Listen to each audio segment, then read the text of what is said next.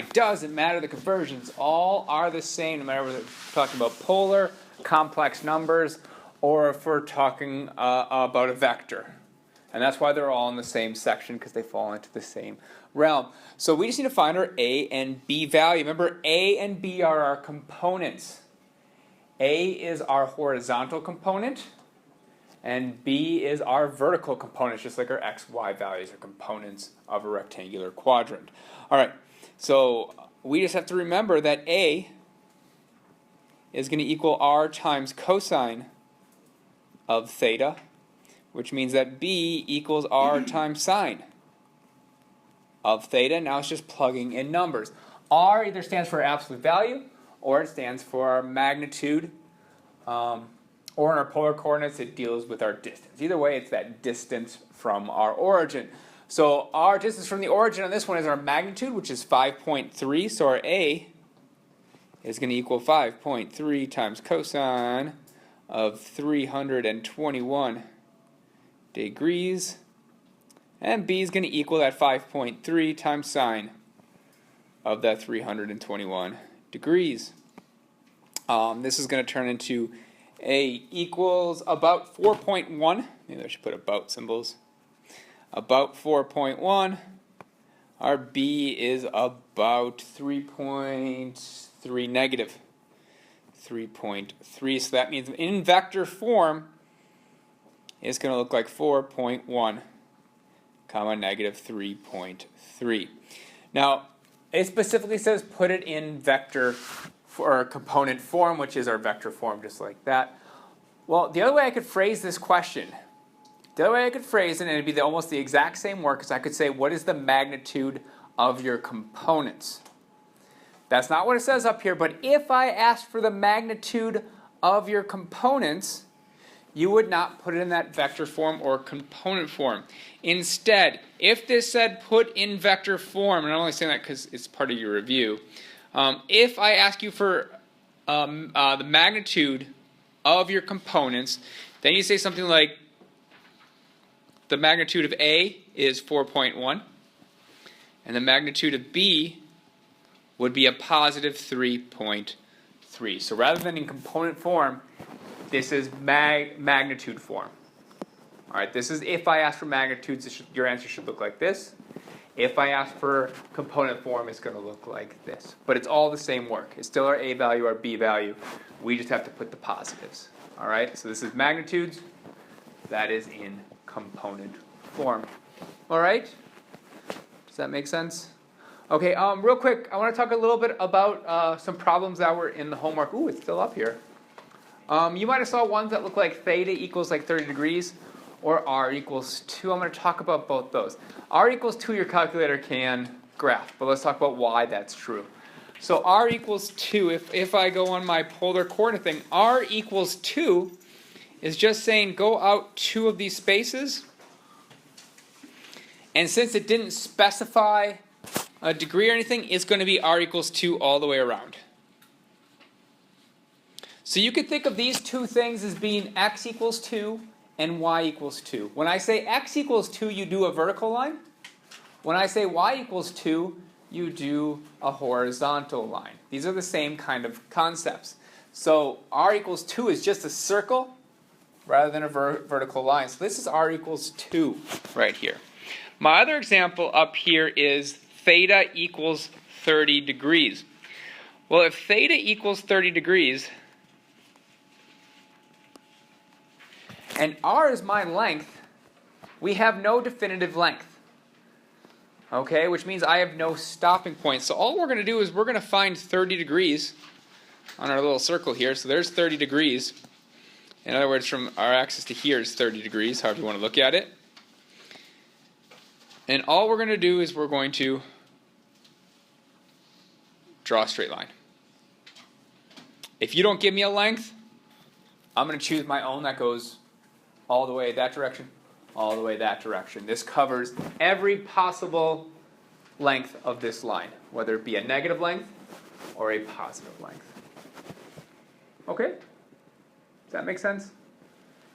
Okay, this one you kind of have to just memorize because your calculator can't help you.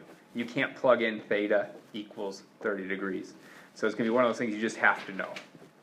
Just like y equals 2, you have to know is a horizontal line. Willie? So for like 63, when it's r squared equals something, do you just do the Square root of both sides. Yep.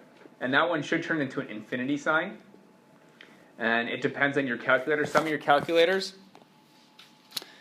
calculators on that one are weaker than other calculators. So some of your calculators might, I don't know which one you have, but if you plug it in, it'll kind of like, it'll do like this weird thing where it like starts and stops in places, and it might have that. Yeah.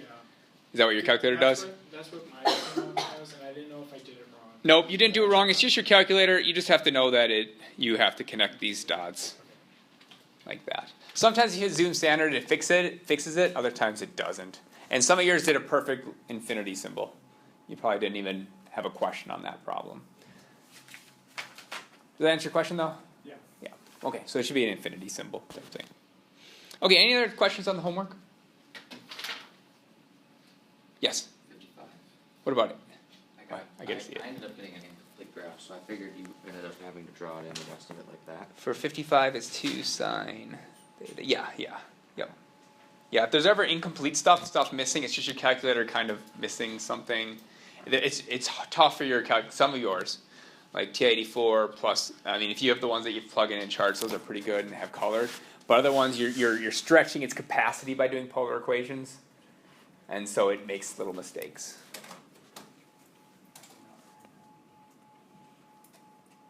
Okay, which means the ones on the test I'll put on there I'll make sure will work for all your calculators. Okay, then let's talk about converting polar equations to rectangular form. On the previous lessons, we learned how to take a polar point and convert it to a rectangular point. All right, so we had that r, and we had theta, and we had to use the x equals r times cosine theta to get our x value and our y value. This time we're going to do the whole equation. And it's easier than you'd think, because a lot of it is just replacing information. Now, if I want to go from a polar equation that has r and theta into a rectangular one, I need to have x's and y's, and I can't have r's and I can't have thetas. And I can't just replace x and y for these. I can't go, that's x, that's y, because we don't know that for sure. So we're just going to take information we already know, and we're going to list it up here. So the first thing we know is r.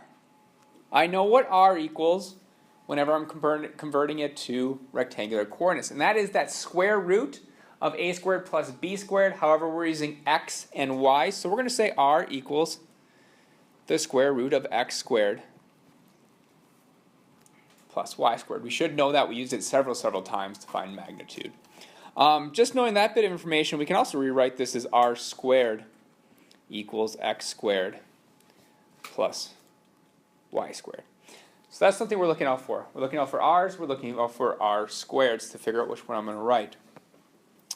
The next thing I'm going to look out for is the fact that I know that x equals r times the cosine of theta.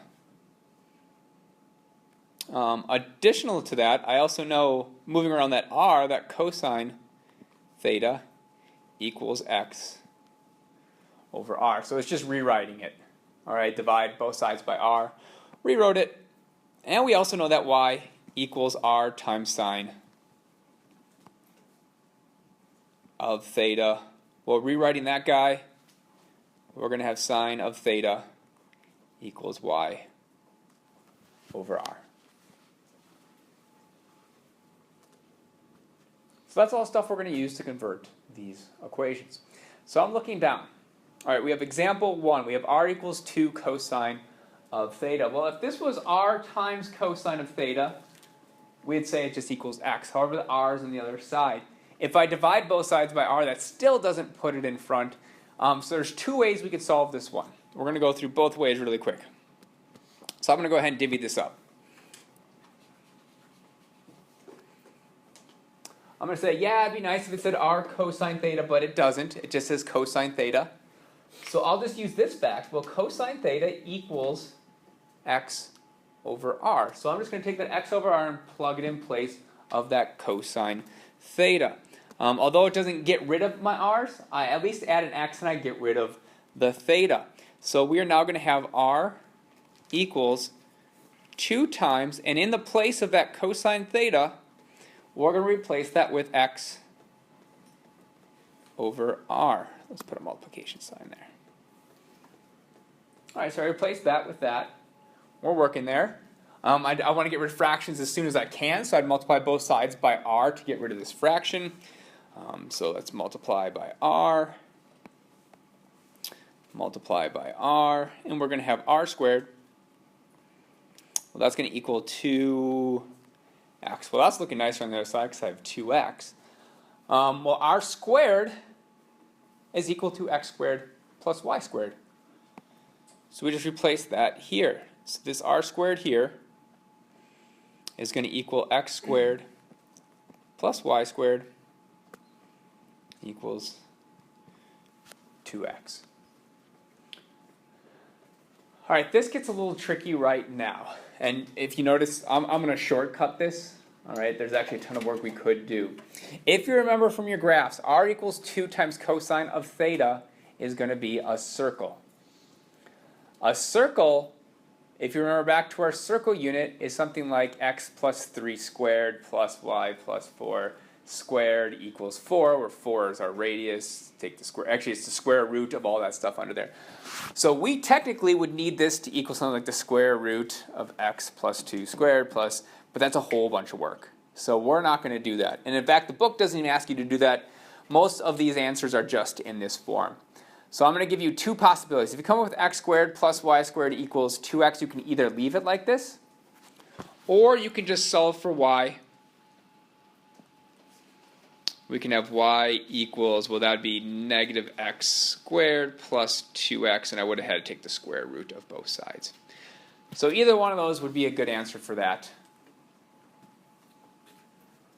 That's without, completing, because you have to complete the squares and do all that work. But that turns a short problem into a really long one.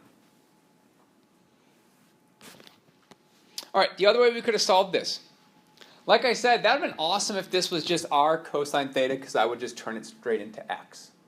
So if I want that to happen, I just make it happen.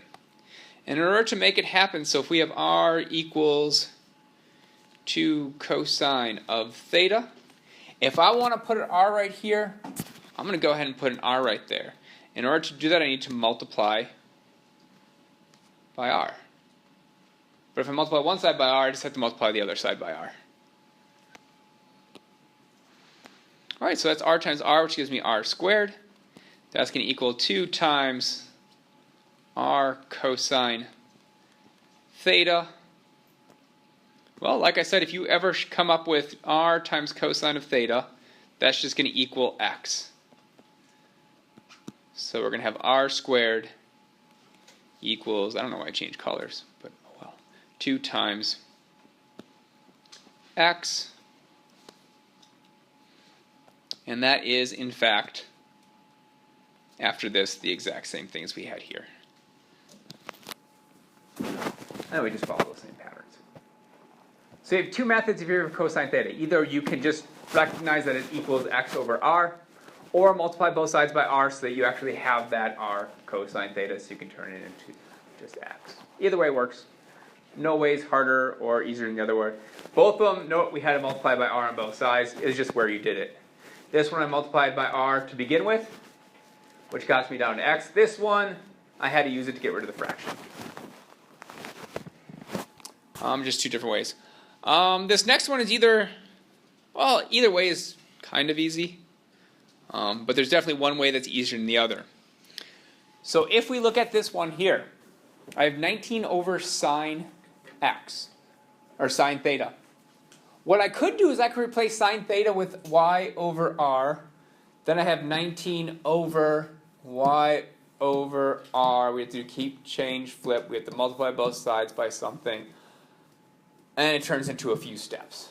Very doable, but it turns into a few steps. My advice on these is to simplify first.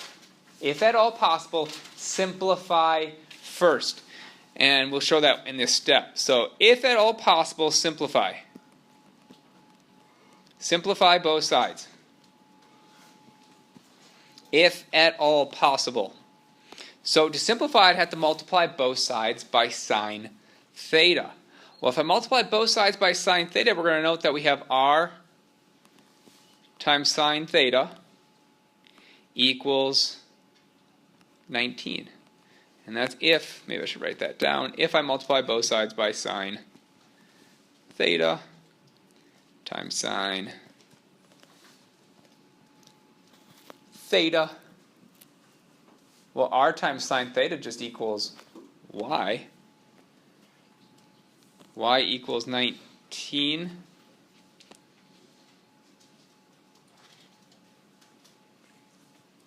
Done. Yeah. But it could be hard. Right? It could have been a bunch of steps. If I would have just jumped to this, I would have to do keep, change, flip, I'd have to multiply things, I would have came up with like r squared, but yeah, this way is much easier. Yeah, it's super easy if you see it. So if at all possible, simplify. So if you have something that's fractional on both sides, get rid of the fractions. Alright, then solve it. Just make your life a lot easier that way. Alright, so that is going from polar to rectangular. Let's go the other direction, rectangular to polar. Good thing is, all of the information that we had up in the polar still works for this one. It's just kind of in the reverse order. So we still have x equals our r times cosine of theta. That's important. We still have y equals r times sine of theta. That guy's important. I'm just going to write this in the opposite direction, where if I have x squared plus y squared, I could turn that into r squared. Or we could do the square root of x squared plus y squared equals r. Those are the four main ones. And in fact, those first two ones are the big guys. The big guys. Because you could, in fact, replace everything and it will work out. So we have y equals 3x minus 2. I need to get rid of the y's and the x. I need to have r's and thetas. Well, this one's pretty easy because x equals r times cosine theta, so I'm just going to throw that in for the x. Y equals r sine theta, so we're just going to throw that in for the y, and that's all we're doing. We're just going to start off with that fact that y equals, so we're going to replace y with r times sine of theta. Well, that's going to equal 3 times, well, I'm going to turn that x guy into r times cosine of theta.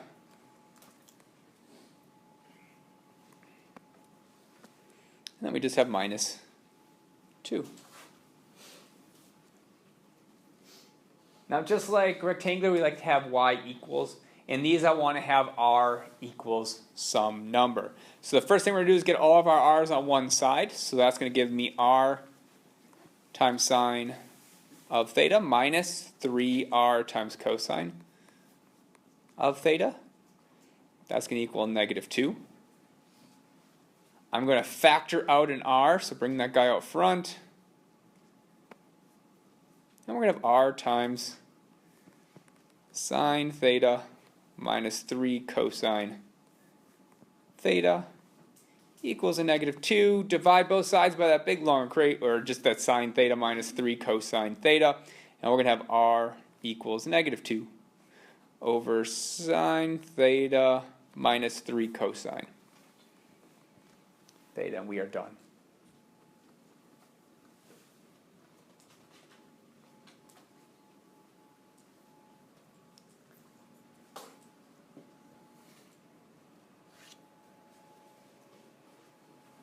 All right, this one.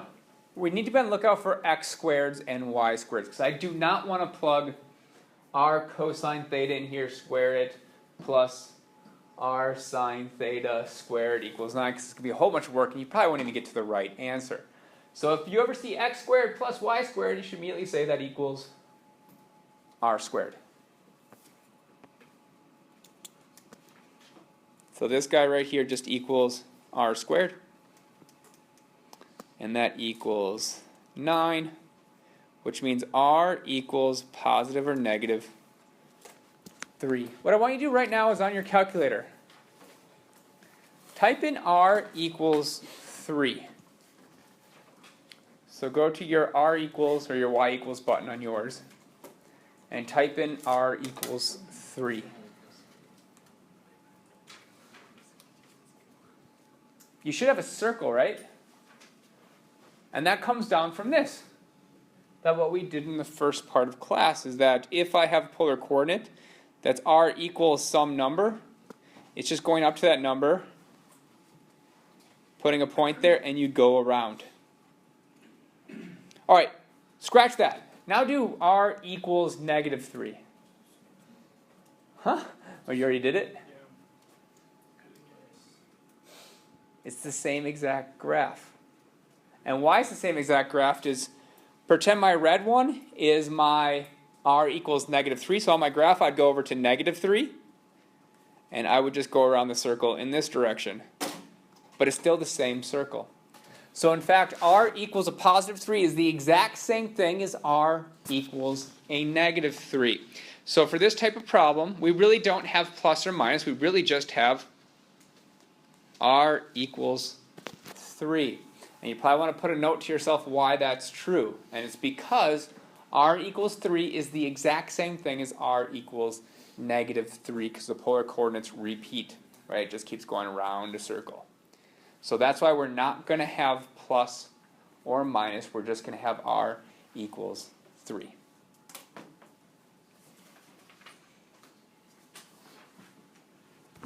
So we shouldn't have plus or minus. We should have R equals 3, and we should have some reason why that's true. Because I guarantee you when you're studying this for finals, you're not going to look back and go, oh yeah, I remember that one day that Mr. Pavian drew on the board that circle, and that those two things are the exact same, and that 5 minutes that he discussed, and it's the only time he ever said it in the whole semester, nailed it. So it should be written down or something.